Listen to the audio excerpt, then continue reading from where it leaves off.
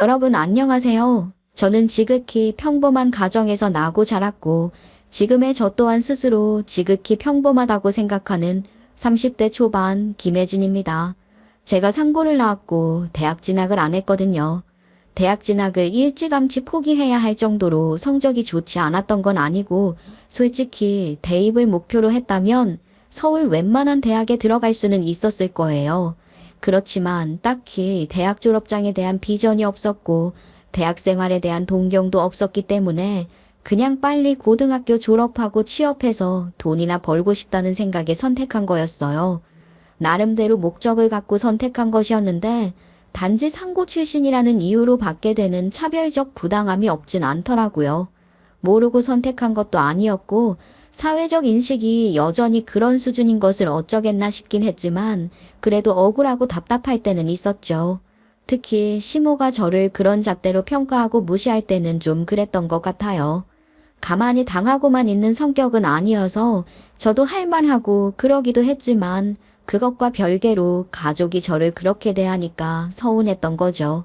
시모도 가족 아닌가요? 저만 그렇게 생각하나요? 제가 오늘 할 이야기는 시모에게 무시당하고 남편에게 배신당하고 그런 이야기이긴 하지만 그렇다고 남편과 시댁을 경계하라는 말씀을 드리고 싶은 건 아니에요. 제 남편과 시모가 그런 사람들이었던 거지. 세상 모든 남편과 시모가 그런 건 아닐 테니까요. 저는 세상이 조금 더 평화롭고 아름다워지길 바라는 마음으로 이 글을 씁니다. 이런 사람들이 없어졌으면 하는 생각 말이에요. 그럼 이제부터 제가 당한 일들이 어떤 일들인지, 제 남편과 시모가 어떻게 나쁜 사람들이었는지 이야기해 볼게요. 말씀드렸듯이 저는 뚜렷한 목표의식을 갖고 상고에 진학했고, 성적도 괜찮은 편이었기 때문에 고등학교를 졸업하기도 전에 학교에서 연결해준 취업이 결정됐어요. 공장이 딸린 생산 직종의 작은 회사였는데 신입일 때부터 빠릿빠릿하게 일 잘한다는 소리를 들었고 똑순이라고 다들 알아줬답니다. 그런데 그놈의 대학 졸업장이 없어서인지 10년을 일해도 대리에서 진급이 안 됐어요. 상고 출신의 여자인 것도 핸디캡으로 작용했다고 생각해요. 이건 저 혼자만의 생각이 아니라 저와 비슷한 상황의 선배들도 다 같은 이야기를 하더라고요. 치사하지만 어쩔 도리가 없었고 개선의 여지도 희박하다는 것이 더 갑갑하게 느껴졌던 것 같아요. 그나마 그 회사에서 제가 얻은 거라면 거기서 남편을 만났다는 거예요. 남편은 대학을 졸업한 사람이었고 저보다 입사가 훨씬 늦었음에도 불구하고 벌써 과장을 단 사람이었어요. 연애할 때 남편은 저를 자기 엄마가 하는 국밥집에 몇 번 데려갔었는데요. 국밥집이 규모는 작아도 맛있긴 하더라고요. 국밥이 너무 맛있다면서 인사를 드렸었는데 눈치가 저를 탐탁찮아 하는 것 같았죠. 처음부터 그랬는데 두 번째인지 세 번째 갔을 땐 아예 대놓고 말씀을 하시더라고요. 아유, 학교 다닐 때 공부 좀 잘하지 그랬니? 내 아들이 상고 나온 여자친구를 데려올 줄은 꿈에도 몰랐다. 상고가 뭐야? 아유, 속상해서 정말. 에이, 엄마 참. 그게 뭐가 어떻다고 그래요. 요즘 세상에 능력만 좋으면 되지. 혜진이가 회사에서 일 잘하는 독순이로 엄청 유명해. 얼마나 능력자인데. 엄마는 알지도 못하면서 괜히 그래. 그럼 뭐하냐. 일 잘한다며 일이나 더 시켜먹겠지. 상고 졸업하고 바로 입사해서 아직도 대리라고 하지 않았냐? 우리 아들 봐라. 벌써 가정됐잖니. 회사에서도 상고 출신이 그렇게 생각하는 거야. 내 말이 어디 틀린 데가 있으면 말해봐라. 아, 나도 할 건 다 알아. 왜 이래? 그렇게 아주 전곡을 찔러 말씀하시더라고요. 제가 느끼기에 시모도 옛날 분이시니까 옛날 상고, 여상, 공순이 그런 이미지로 생각하시는 것 같았는데 어쩌겠어요. 제가 그 생각을 고쳐먹게 해드릴 수도 없는 건데 말이에요. 사실 시모만 그랬던 것도 아니에요. 명절날 친척들 모이면 항상 작은 엄마가 저희 엄마한테 제가 상고 나온 걸 걸고 넘어지면서 은근히 약 올리고 그랬거든요. 우리 친척들도 그러는데 시모가 그러는 건 당연하다 싶기도 했고 이미 그런 말에 면역이 되어 있던 터라 크게 상처받지도 않았어요. 그렇지만 그런 얘기를 듣고도 바보처럼 가만히 있을 수는 없었으니까 웃으며 이렇게 대답을 했던 것 같아요. 네, 맞는 말씀이세요. 그렇지만 저는 목표가 있어서 상고 진학을 선택한 거고 그 목표를 달성했기 때문에 제 선택을 후회한 적이 없어요. 그 선택으로 얻는 게 있는 만큼 잃는 것도 있다고 생각할 뿐이랍니다. 회사 초원은 사실 저도 좀 억울해요. 저희 회사랑 다르게 학벌에 대해 많이 깨어있는 회사들이 많아지고 있으니까 더 아쉬운 거죠. 시모가 그렇게 저를 못마땅해 했지만 그렇다고 결혼을 심하게 반대하진 않았어요. 시부는 돌아가셨고 시모가 아들인 남편에게 의지를 많이 하는 것 같았는데 남편 뜻이 워낙 확고하니 남편과 껄끄러워지는 건 겁나는 모양이더라고요. 느낌이 그랬어요. 그래서 큰 잡음 없이 저는 결혼할 수 있었습니다. 결혼하면서 10년 다닌 회사를 그만뒀어요. 퇴사에 대한 생각은 오래전부터 갖고 있었던 것인데 마침 결혼을 하게 되면서 꼬박 10년을 채워 퇴사한 거거든요. 물론 남편과는 상의가 된 일이었는데 시모는 엄청 짜증내면서 싫은 티를 내더라고요. 뭐 퇴사? 아이 요즘 같은 세상에 둘이 같이 벌어도 빠듯할 텐데 멀쩡하게 잘 다니던 회사를 왜 그만두니? 내 아들 혼자 외벌이로 고생하고 너는 결혼하면서 편하게 집에 들어앉겠다는 거야. 너도 그 요즘 애들 말하는 지집이라는 걸 한 거 아니니? 에이 어머니 치집이라니요. 치집하려고 마음먹은 애들은 진짜 아무것도 안 하고 놀고 먹을 수 있는 조건 찾아서 가려고 하죠. 저는 그러지도 않은데 무슨 치집이냐 소리까지 하고 그러세요? 제가 다 생각이 있고 계획이 있어서 그만둔 거니까 걱정 마세요. 저는 제 가게를 하나 열고 싶은 오랜 꿈이 있었고 이제 그 꿈을 실행에 옮겨도 되지 않을까 그런 생각을 했던 거예요.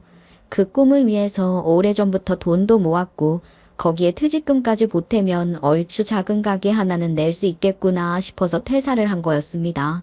그렇다고 바로 가게 자리 알아보고 계약하고 그랬던 건 아니고 여유 있게 시간을 갖고 준비를 잘하고 싶었기 때문에 자료조사부터 공을 들이면서 신혼도 즐기고 그러고 싶었어요. 고등학교를 졸업하자마자 취직해서 바로 일을 시작했으니 근교나 출근을 하지 않는 일상이 제게는 처음이었던 거죠. 집에서도 창업을 위한 공부도 하고 처음 해보는 서툰 살림도 하고 그러느라 푹 쉬었다고 할 수는 없지만 그래도 한 번도 그렇게 살아본 적이 없었기 때문인지 재밌더라고요. 그렇게 소꿉놀이 같은 신혼도 즐기면서 지냈던 것 같아요. 그러던 어느 날 시모 국밥집 건물 수도가 터진 거예요. 누수가 심해서 난리도 아니었고 그야말로 물난리가 난 거죠. 당장 장사를 못하는 건 물론이고 대대적인 공사를 해야 할 상황이었어요. 그 건물이 시모 것도 아니고 보통 그런 공사는 건물주가 해주는 게 맞는데 법적으로 건물주가 책임을 져주는 공사 말고도 추가되는 공사가 많더라고요. 이왕 일이 그렇게 된 것이니 이참에 아예 가게 리모델링 공사를 하기로 했다더라고요. 시모 국밥집이 맛이 있으니 장사가 그럭저럭 되기는 했지만 건물도 낡았고 가게도 장사한 지 오래돼서 허름하다고 해야 할까 그런 부분이 많긴 했죠. 실제로 손님들 후기를 보면 맛은 있는데 가게가 그렇게 깨끗해 보이지 않아서 재방문이 고민된다는 얘기가 심심찮게 보였거든요. 그런 상황이었는데 시모가 대뜸 저한테 돈을 빌려달라는 거예요. 예, 너도 들어서 알겠지만 우리 가게 공사비가 엄청 나오게 생겼어. 너 모아둔 돈도 있고 퇴직금 받는 것도 있지 않니? 아, 그 돈 내가 좀 쓰자. 돈 좀 빌려다오. 어머니, 그 돈은 제가 제 가게 시작하려고 모아둔 돈이라 빌려드리기가 좀 그래요. 대출 받으시면 되잖아요. 주중에요. 너 지금 당장 가게 할 것도 아니라며. 가게 자리 계약을 한 것도 아니고 말이야. 퇴사하면서 네가 나한테 그랬잖아. 회사 생활 10년이나 했으니 좀 쉬면서 천천히 준비하고 싶다고 했던 거 아니야. 그 뭐 재충전의 시간 어쩌고 저쩌고 하면서 그랬었잖니. 그렇긴 한데요. 당장 어디 좋은 가게 자리가 나올 수도 있는 거고 생각보다 빨리 가게를 내게 될 수도 있는 거라서요. 사람 일 어떻게 될지 모르는 거잖아요. 그러니까 지금 당장 뭐가 진행되고 있는 건 아니라 이거잖아. 아니 내가 공짜로 달라는 것도 아니고 좀 빌려달라고 하는 건데 갚을 거야. 안 쓰는 돈 잠깐 빌리자는데 그것도 못 해주니. 내가 네 CM이야? 나 네 남편 CM이라고. 우리 가족 아니니. 내가 네 돈 떼먹을까봐 그래? 아이고 서운하구나 정말. 제가 뭐라고 설명해도 빌리는 거다. 갚을 건데. 뭘 그러냐는 식으로 똑같은 말씀만 반복하시니 어쩔 수 없이 빌려드리기로 했어요. 사실 결혼 전부터 저를 못마땅해 했던 시모였고 결혼하면서 회사 그만둔 걸 가지고도 두고두고 타박을 했거든요. 걸핏하면 시댁일을 시키면서 그럴 때마다 너는 집에서 빈둥거리며 노는 애니까 꼭 그렇게 덧붙이곤 했던 시모였어요. 처음엔 좋은 게 좋은 거라고 시모가 하라는 대로 네, 네 하면서 했는데 저도 그렇게 당하고 살 수만은 없잖아요. 그러니 언제부턴가는 저도 시모한테 할 말 하게 됐던 것 같아요. 특히 시모가 본인이 장사하면서 바쁜 것을 핑계로 반찬 같은 것을 저한테 자주 시켰는데 꼭 재료값 많이 들어가는 비싼 것들을 콕 집어서 시키시더라고요. 하루 이틀도 아니고 그래서 나중에는 장 보는 값은 달라고 하기도 하고 한 번씩은 일이 있어 못하겠다고 하기도 하고 그랬어요.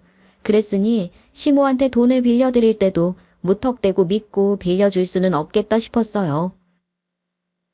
어머니, 저도 이 돈이 언제 필요할지 모르는 상황에서 여러 가지 감수하고 빌려드리는 거예요. 그리고 돈 다 갚으실 때까지는 제가 어머니 가게 투자자라고 생각하시고 제 지분도 인정해 주세요. 그래서 말씀인데요. 리모델링 공사하시는 과정도 제가 충분히 알 자격이 있으니 공유하시면 좋겠어요. 아유, 그래, 알겠어. 큰 투자자님 납셨어. 예, 너 하고 싶은 대로 해. 제가 그랬더니 시모는 좀 비꼬는 투로 말씀하시긴 하셨지만 제 기분을 상하게 할 정도는 아니었고 제가 하고 싶은 대로 하라고 하시더라고요. 그렇게 시모 식당 공사하는 것에 관여를 하게 됐는데 이왕 돈 들여서 하는 거면 깔끔하게 잘하면 좋은 거잖아요. 그래서 시모 따라다니면서 요즘 트렌드 같은 것들도 사진으로 보여드리기도 하고 그랬어요. 어머니, 여기 이것도 한번 보세요. 이런 건 어때요? 어머니 가게에도 잘 어울릴 것 같지 않아요? 여기 다른 가게 손님들 후기도 한번 보세요. 어머니 가게에도 이런 게 있으면 손님들이 좋아할 것 같아요. 아니, 뭐 이 정도까지 해야 해. 뭐 그렇게 필요한 거니 이게. 손님들 취향에 맞추는 것도 필요하죠. 젊은 사람들 중에도 국밥 좋아하는 사람이 얼마나 많은데요. 어머니 손맛에 가게까지 깔끔하면 젊은 사람들한테도 충분히 먹을 거예요. 아무리 그래도 국밥집에 이런 거 있는 거 나 별로 못 들어봤네. 그런 거 없어도 장사 잘했어. 그거 돈 들여 할 바에는 그 돈으로 다른 걸 하지. 어머니, 이건 그냥 드리는 말씀이 아니고 투자자로서 진지하게 드리는 말씀이라고요. 제 돈 들어간 거고 그 돈 회수도 해야 하는데 제가 어머니 가게 잘못 되라고 그러겠어요? 그리고 제가 이 정도 참견을 할 수 있지 않나요? 어머니 마음대로 하실 거면 대출 받아서 마음대로 하세요. 아이고 무서워라. 그깟 돈 몇 푼 빌려주면서 더럽게 까다롭게 구네. 며느리냐니 돈 빌려줬다고 이건 뭐 협박을 하지를 않나? 지혜미한테 상전 노릇 해먹으려고 아주 작정을 했어. 오냐 그래. 투자자 성전 며느리 네가 하자는 대로 하면 될 거 아니야. 시모는 2년 전년 소리까지 하면서 온갖 짜증을 내시더니 그러면서도 알겠다고는 하더라고요. 그렇게 공사를 마치고 깔끔하게 리모델링을 끝낸 후 간판까지 바꿔 달았더니 아예 다른 가게가 된 거죠. 손맛을 그대로라는 것을 잘 홍보한 덕에 기존 단골들도 다시 찾아왔고 새로 유입된 손님들도 좀 늘고 그랬어요. 그랬더니 시모가 혼자 장사하기 벅차다고 하길래 뭐 그 정도로 바쁜 건가 싶어서 가게에 몇 번 갔었거든요. 며느리로서가 아니라 어디까지나 투자자로 장사가 어떻게 되고 있는 건지 보러 간 거라고 했지만 막상 상황을 보니 그냥 보고만 있을 수는 없는 거죠. 그래서 몇 번 가게 일을 거들었어요. 그랬더니 점점 그게 당연해지는 거예요. 시모는 아예 대놓고 저한테 일을 시켜 먹었고 협박까지 하더라고요. 돈 제때 돌려받고 싶으면 와서 좀 도와라. 너도 가게 바쁜 거 많이 봤잖니. 인건비가 제일 무서운 거 아니니? 사람 한 사람 더 쓰려면 돈이 얼마야? 그렇게 아껴서 네 돈부터 갚을 테니까 너한테도 나쁠 거 없는 거다 생각하고 와서 일 좀 해. 어머니, 제가 가서 일하는 건데 제 인건비는 생각 안 하시나요? 어머님 계산법은 이상한 거죠. 일손이 필요한 건 맞는데 앞으로 어떻게 될지도 모르고 제 생각에도 당장 사람을 쓰는 건 아닌 것 같아서 도와드리기는 하는데요. 상황을 좀 더 보고 안정적으로 손님이 늘어난 것 같으면 한 사람 더 쓰시는 게 맞을 거예요. 저의 노동력은 당연한 것으로 생각하고 인건비는 계산에 넣지도 않는 시모의 계산법이 어이가 없었지만 일단 장사가 잘 되고 있었으니 물 들어올 때 노 젓자는 생각으로 나가서 도왔고 손님들 응대도 즐거운 마음으로 했어요. 근데 제가 그렇게 잘하는 모습을 보더니 시모가 슬슬 잔소리가 늘더라고요. 게다가 손님 많고 바빠서 예민할 때는 저한테 빨리빨리 좀 하라며 성질까지 내는 거 있죠? 그건 못 참죠. 그래서 제가 그랬어요. 제가 지금 좋은 마음으로 어머니 돕고자 나와 있는 건데 이런 식으로 하시면 어쩌자는 거예요? 막말로 제가 지금 월급도 안 받고 일하는 거잖아요. 당장 월급을 주시는 것도 아니고 그럼 제 돈 갚을 때 월급까지 쳐서 갚으실 거예요? 그렇게는 못하지. 월급은 무슨 월급이야. 내가 네 월급을 왜 주니? 며느리가 시어머니 일 돕는 게 당연한 거지. 무슨 월급 같은 소리를 하는 거야. 어이없게. 예, 우리 집에서 돌고 막는 거 너 하나야. 팽팽 놀면서 바쁜 시어머니 일 좀 돕는 게 당연한 거? 그거를 어디서 시어머니한테 월급 내놓으라는 소리를 하는 거야. 시모가 도리어 저한테 그렇게 화를 내며 언성까지 높이니까 저도 전투력이 더 올라갈 수밖에 없죠. 며느리가 무슨 죄인인가요? 그것도 아니면 종이에요? 노예인가요? 며느리는 그렇게 함부로 부려먹어도 된다는 법이라도 있어요? 그런 거 없잖아요. 며느리라는 이유만으로 그럴 수는 없는 거죠. 제가 여기 나와서 이런 소리까지 들어가며 고생해서 일해야 할 이유가 없어요.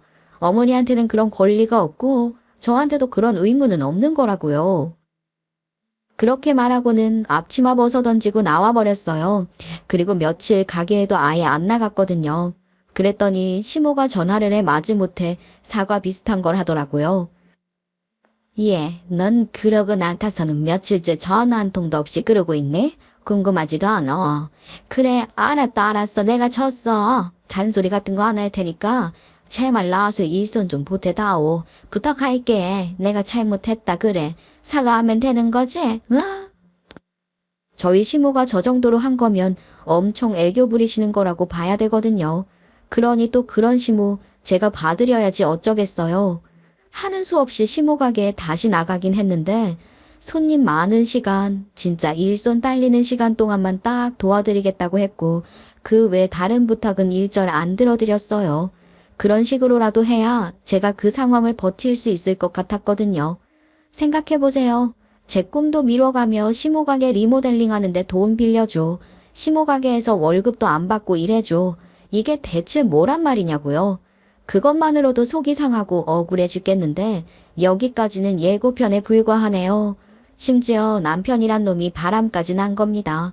제가 시모 가게에서 한창 뼈 빠지게 일할 때 남편 놈 귀가 시간이 부쩍 늦어지기도 했고 은근히 옷차림에 신경을 많이 쓰는 것 같기도 하고 향수까지 사서 뿌리고 다니더라고요. 전에 없던 행동을 하니까 의심스러웠죠. 한번 그렇게 의심이 생기고 나니까 확인을 해야겠다는 생각밖에 안 들었어요. 그렇다고 그런 일 알아봐주는 업체 같은 데 맡길 정도는 아니라고 생각했고 제가 직접 남편을 미행하기로 한 거예요. 토요일은 특히 바쁜 날이라 시모 가게에 있는 시간이 길었는데 그날 아침에 남편이 말하기로 자기는 저녁에 모임이 있다면서 갔다 올 테니 신경 쓰지 말고 엄마 도와드리라고 하더라고요. 알겠다고 하고 점심시간 피크타임 지나고 나서 시모한테 얘기하고 바로 집으로 가 근처에서 남편이 나오기를 기다렸다가 따라갔어요. 가보니 어디 식당이나 모텔 같은 데도 아니고 가정집으로 들어가는 게 아니겠어요? 아예 살림까지 차린 것 같은 거죠. 손이 덜덜 떨렸지만 정신 바짝 차리고 남편이 타고 올라간 엘리베이터가 몇 층에 서는지도 보고 복도 센서 등이 켜지는 것도 확인했는데 남편 놈이 엘리베이터에서 내려서 어느 쪽으로 방향을 트는 지까지 다 보이더라고요. 그렇게 몇 층 몇 초인지 특정할 수 있었죠.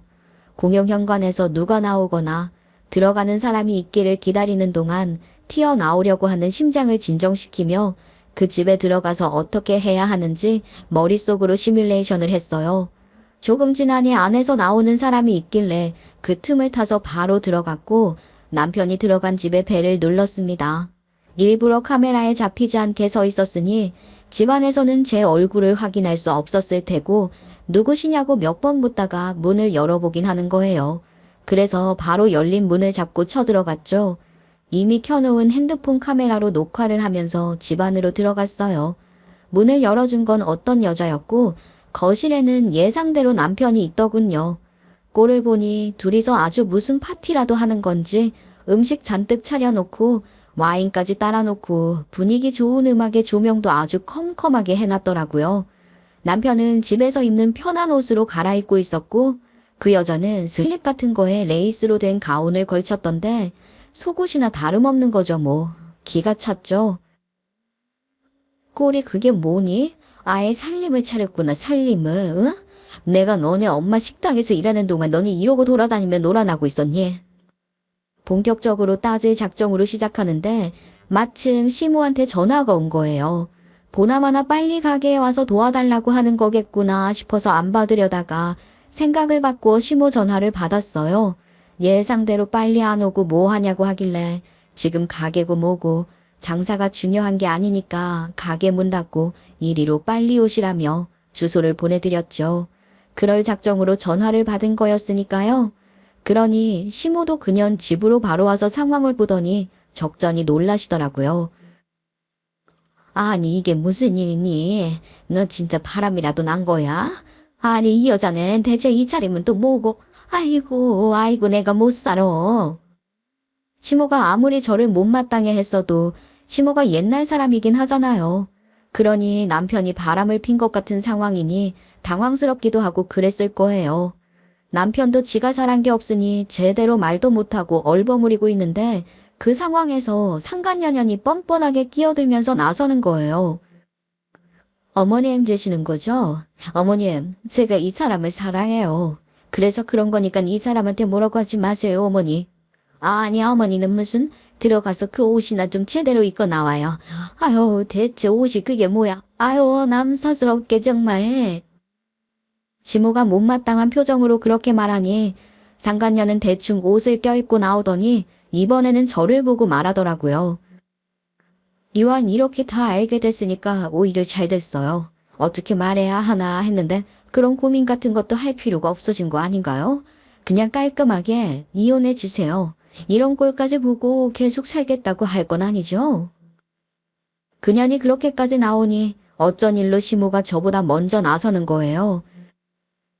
어디서 임자 있는 남자 가르쳐놓고 그런 말을 막 하는 거야. 이 번다고 못 배운 티내는 꼬라지하고는 기가 막혀서 내 아들이 멀쩡한 며느리랑 이혼하고 너같이 막대 먹은 년이랑 합쳐서 살게 내가 두고 볼 것 같으냐. 어림없다. 시모가 보기에도 옷도 그렇고 여러 가지로 상간녀가 제대로 된 여자로 안 보였을 거예요. 그런데 상간녀년이 묘하게 기분 나쁜 미소 같은 걸 짓더니 기다렸다는 듯이 말하더라고요.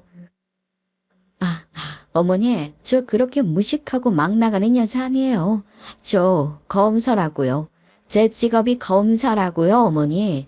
그러니까 노여움 푸시고 우리 천천히 말씀 나눠봐요. 네? 그러면서 누가 요구하지도 않은 검사증까지 꺼내와서 내놓는 거예요. 여기 보시면 아시겠지만 제가 현직 검사입니다. 저 능력도 있고 배울 만큼 배운 여자예요. 얼마 전에 리모델링 한다고 큰 돈 쓰시면서 저 여자한테 돈 빌리고 안 당해도 될 꼴 많이 당하셨다고 들었어요. 제가 조금만 더 일찍 알았더라면 그까짓 푼 돈 그냥 해드리고 말았을 거예요. 아니 잠깐만, 가만히 좀 있어봐. 그러니까 그 검사라고? 직업이 검사야? 그 법복 입는 검사? 아니 이게 무슨 일이야? 네 어머니, 여기 제 검사증도 확인해 보세요. 저 여자 상고 나온 여자라서 마음에 안 들어 하셨던 것도 제가 다 아는데 그동안 할 말도 못하시고 얼마나 힘드셨겠어요. 기가 막혀서 내가 상고 나온 거랑 그쪽이 무슨 상관인데 그런 얘기를 해요. 남편이라는 게 바람난 년 붙들고 마누라 학벌 딸린다고 뒷담화나 까고 그랬냐. 너나 저 여자나 참 수준 나온다. 함부로 말하지 마세요. 수준이라니요. 그깟 돈 얼마 되지도 않는 걸로 그게 무슨 대단한 권력이라도 되는 것처럼 남편이랑 시어머니를 자꾸 그래요. 그러는 건 수준이 좀 나은 건가요? 그년이 저한테 말싸움에서도 안 밀리고 그렇게 몰아쓰는 것까지 보더니 시모 얼굴에는 숨길 수 없는 화색이 돌았어요. 그러면서 갑자기 태세를 180도 바꾸더라고요. 아이고 내 아들 세상에. 어디서 이렇게 똑똑하고 예쁜 아가씨를 만난 거냐? 그래? 이제야 네가 제대로 된 네 진짜 짝을 찾은 게 아니고 뭐야. 아이고 잘했네 잘했어. 이제 내 아들이 정신을 차렸구나. 바람난 아들놈한테 저렇게 칭찬 세례를 퍼붓는 시모를 제가 어떻게 생각해야 하는 걸까요? 기가 막혔죠. 그러더니 쉬지도 않고 바로 제게도 의기양양 큰소리 땅땅 치시는 거예요. 예, 너도 상황을 다 봤으니 알겠지?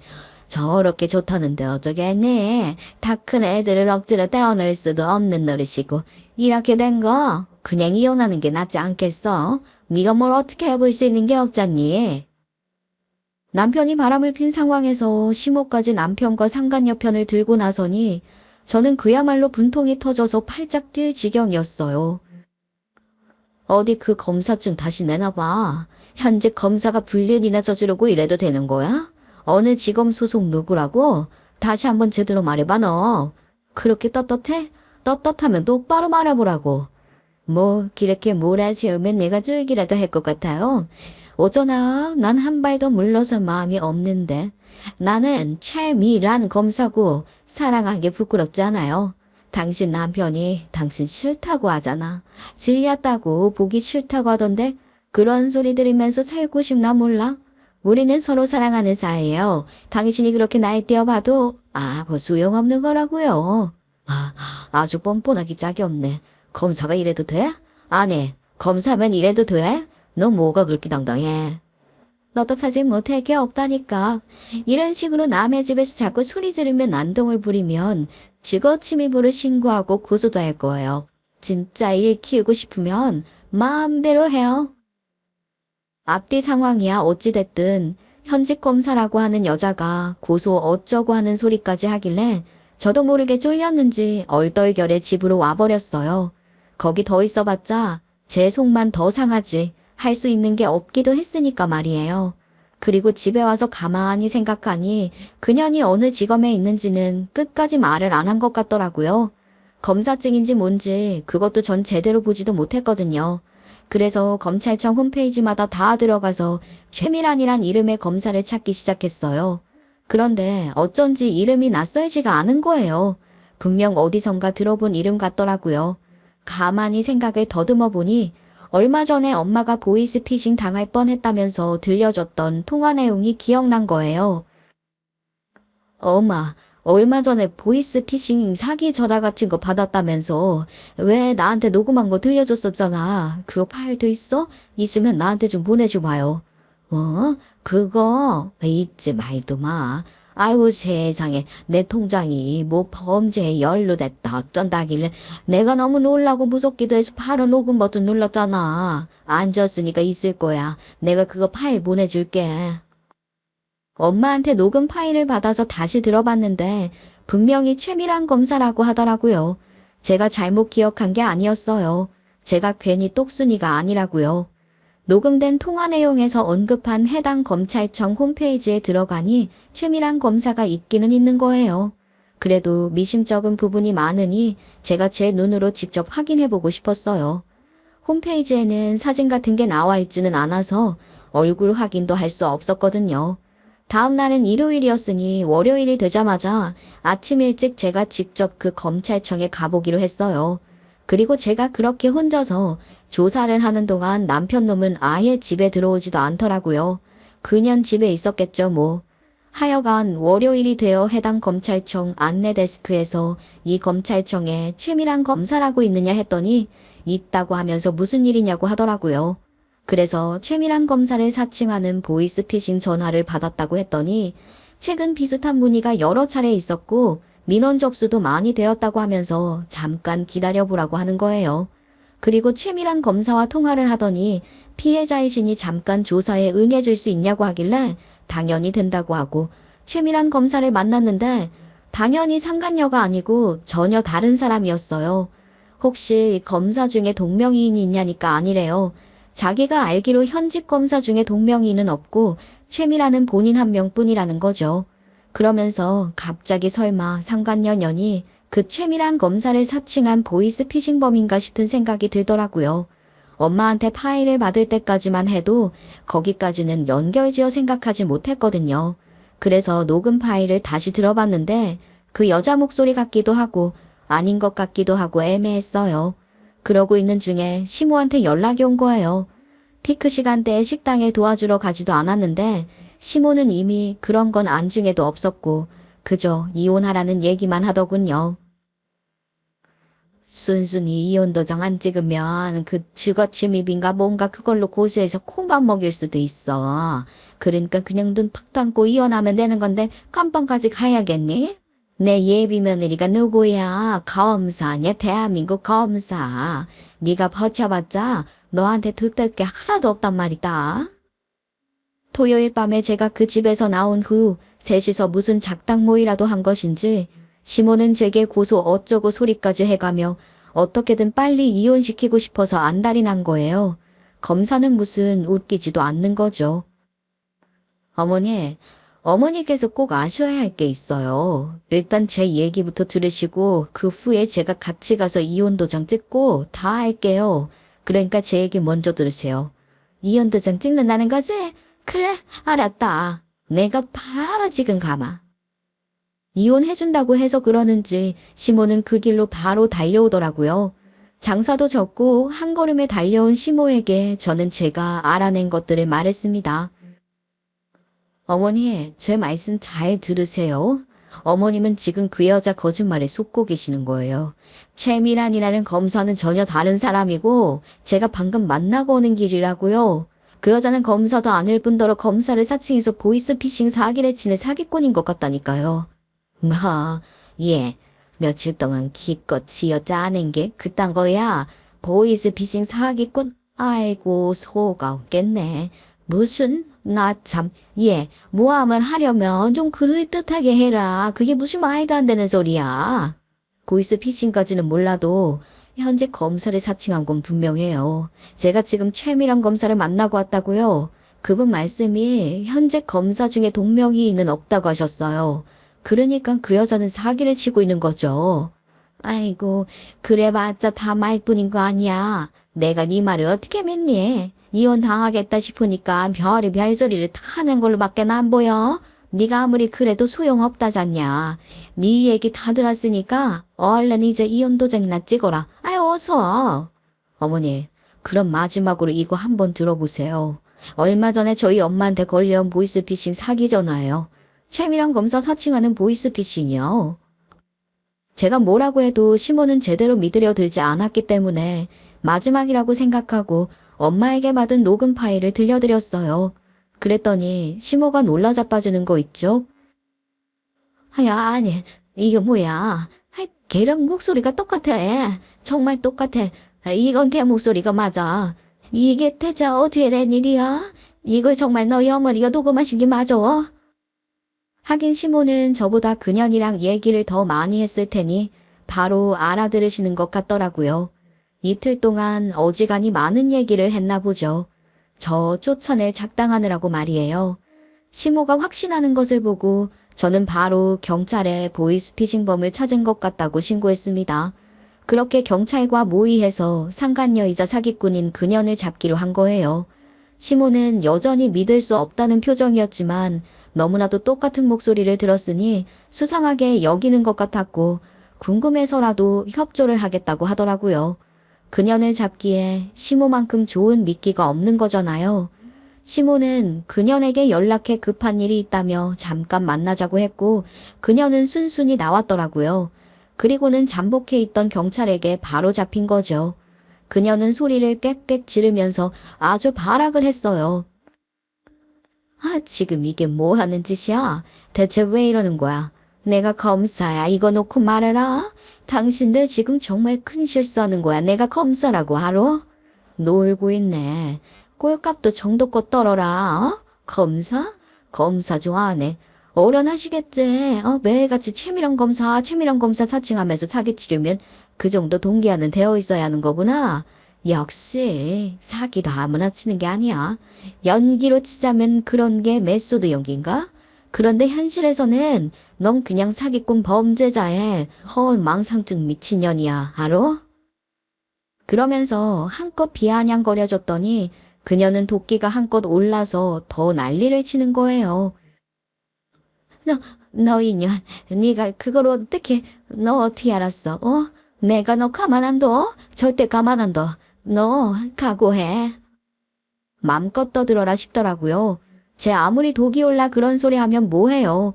현실은 경찰한테 질질 끌려가는 꼴인걸요.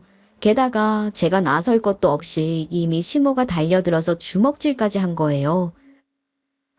아유, 이 사기꾼년 조용히 못해. 네가 뭘 잘했다고 추종이를 나불거려.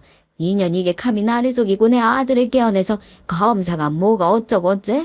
너 이년 내가 니년 콩밥 먹는 꼴 꼭 보고 말 거야. 이 나쁜 년.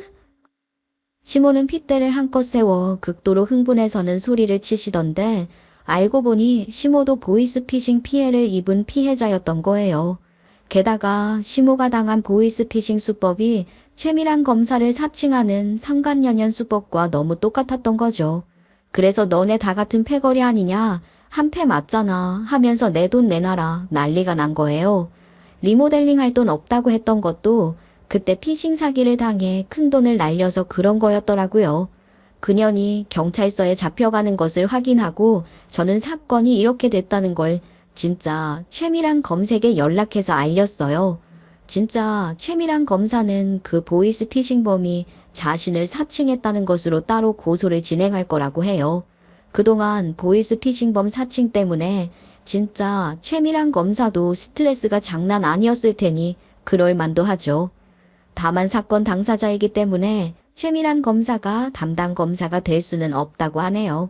상황이 그렇게 됐으니 남편은 집에 들어와서 제게 싹싹 빌면서 헛소리를 늘어놓기 시작하더라고요.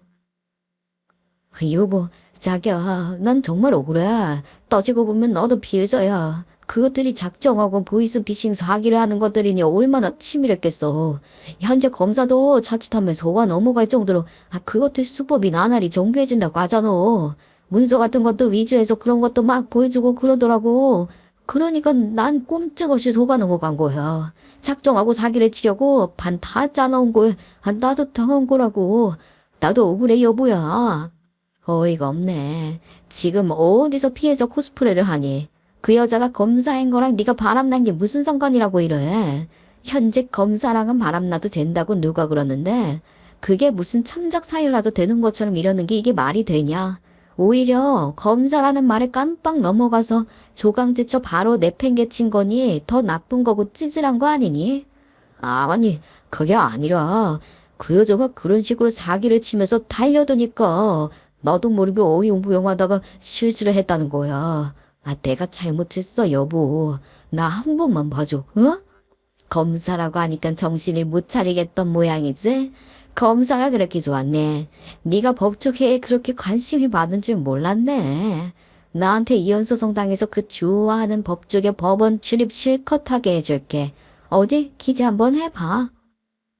제가 당당하게 이혼소송을 할 수 있었던 데는 나름 증거들을 확보하고 있었기 때문이에요. 무슨 증거냐고요? 우선 그날 그년 집에 쳐들어가면서 핸드폰으로 촬영을 했다고 했잖아요. 시모 전화를 받은 후에도 저는 다시 촬영 모드로 카메라를 돌리고 있었어요. 혹시 이혼하는 과정에서 제게 유리한 증거가 될 수 있지 않을까 생각했거든요. 그 영상에도 남편과 시모가 바람까지 핀 입장에서 제게 당당하게 이혼을 요구하는 모습들이 다 촬영되어 있었고 이후로 시모가 제게 전화해 주거침입으로 고소 어쩌고 헛소리까지 해가면서 이혼을 종용했던 통화도 다 녹음해놨었어요. 그리고 그날 집으로 오자마자 바로 흥신소에 전화해 증거 수집 의뢰도 했었죠. 이미 제가 장소랑 사람을 특정해준 상황이라 그런지 생각보다 비용도 안 비싸더라고요. 그렇게 제게는 유리한 조건으로 이혼할 수 있는 증거들이 있었으니 당당하게 소송을 시작할 수 있었던 거예요. 물론 상간녀 소송도 진행했죠. 이혼 선언 후 남편은 시모와 함께 시댁에서 지내고 있었기 때문에 소장도 시댁으로 보냈고 남편은 소장을 봤더니 이번엔 시모랑 같이 찾아와서는 싹싹 빌더라고요. 내가 정말이지 미쳐가지고 잠깐 정신이 나갔었어. 그녀리에 작정하고 달려들어서 정신을 차려보니까 그렇게 되어 있었던 것 같아. 너같이 착하고 똑똑한 와이프도 아유 내가 미쳤던 거지. 딱 한 번 실수한 거라 생각하고 용서해주라. 아니 왜 자꾸 똑같은 말을 반복하게 만들어.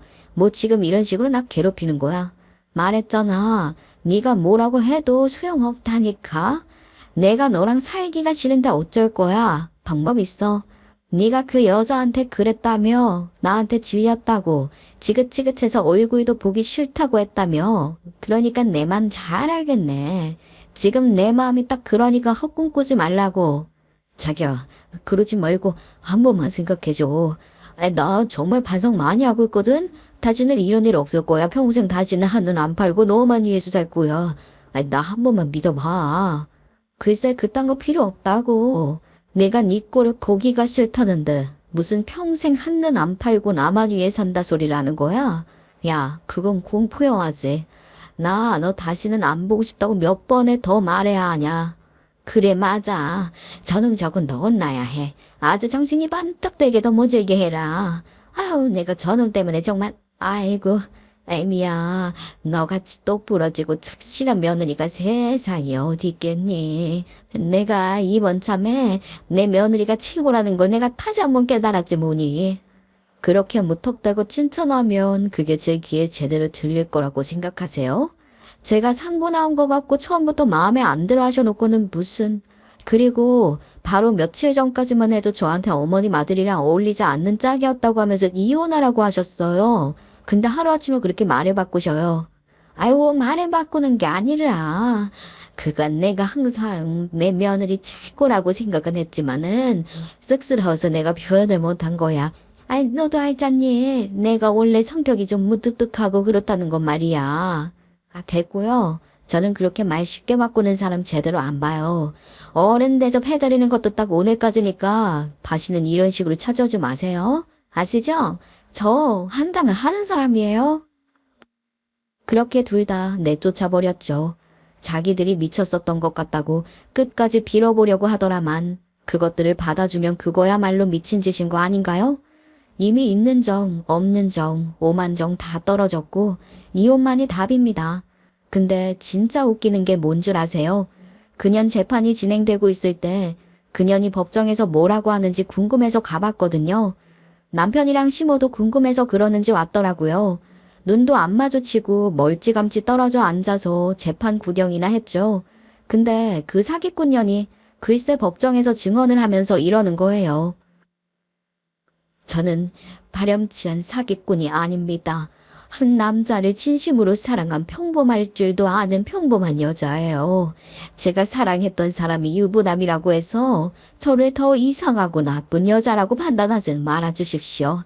그 사람은 억척스럽고 무식한 자기 마누라보다 저를 더 사랑한다고 했어요.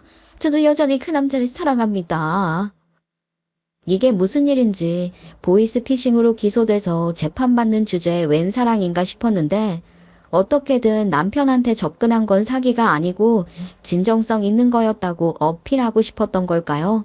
그렇게 어필하면 그게 유리하게 작용할 거라고 생각하는 건지 뭔지 모르겠지만 저로서는 고마울 따름인 거죠. 그 증언이 제게 더 유리한 증거로 작용할 수 있었으니까 말이에요.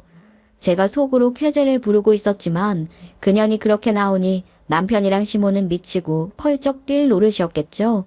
게다가 현장에 저도 있었고 그 여자가 하는 말들을 저도 들었으니까 더 그랬을 거예요. 아닙니다. 저 여자가 지금 거짓말을 하는 겁니다. 저도 저 여자한테 죽었어요. 저 여자는 저한테도 사기를 쳤다니까요. 그러니까 저 여자가 하는 말은 다 가짜예요, 가짜. 맞아요. 내가 증인입니다. 전현, 저 여자가 제 아들한테 사기를 쳤어요. 그러니까 방금 저 여자가 한 말들을 다 지워주세요. 그거 뭐 기록하고 그러는 거 있잖아요. 거기서 빼달라고요. 지워요, 써. 야, 너 누구 인생 조지려고 그딴 소리를 법정에서 해, 이 미친년이. 어디서 누굴 이용하려고 하는 거야? 이 사기꾼이야. 둘이 아주 법정에서 소리 지르고 삿대질하고 난동 피우더라고요. 그러다가 결국 방청인 참관 자격도 박탈당하고 쫓겨나더라고요. 그런 데서 마주치는 것도 짜증났는데 꽃이다 싶었죠. 게다가 저한테 유리한 증거도 확보했으니 여러모로 소득이 많았던 날이네요. 보이스피싱범, 그러니까 전기통신금융사기범인 그녀는 통신사기 비해완급법에 따라 유기징역을 살거나 범죄 수익금의 4배가 넘는 벌금을 내야 한다는 판결을 받았어요. 그녀는 자기가 우두머리가 아니라 진짜 우두머리는 자기도 누군지 모른다며 범죄 수익금에서 지가 받은 배당금은 얼마 되지도 않는다고 억울하다고 했지만 그래봤자 누가 믿겠어요. 보이스피싱이라는 게 조직적인 것이니 그년이 아는 선에서 수사에 협조를 한다면 어느 정도 참작을 해주겠다고 하는데도 별다른 정보를 내놓지 못하는 걸 보면 그녀는 정말 아는 것도 별로 없는 조물애기일지도 모를 일이죠. 그런데 그년이 건든 사람은 진짜 검사잖아요.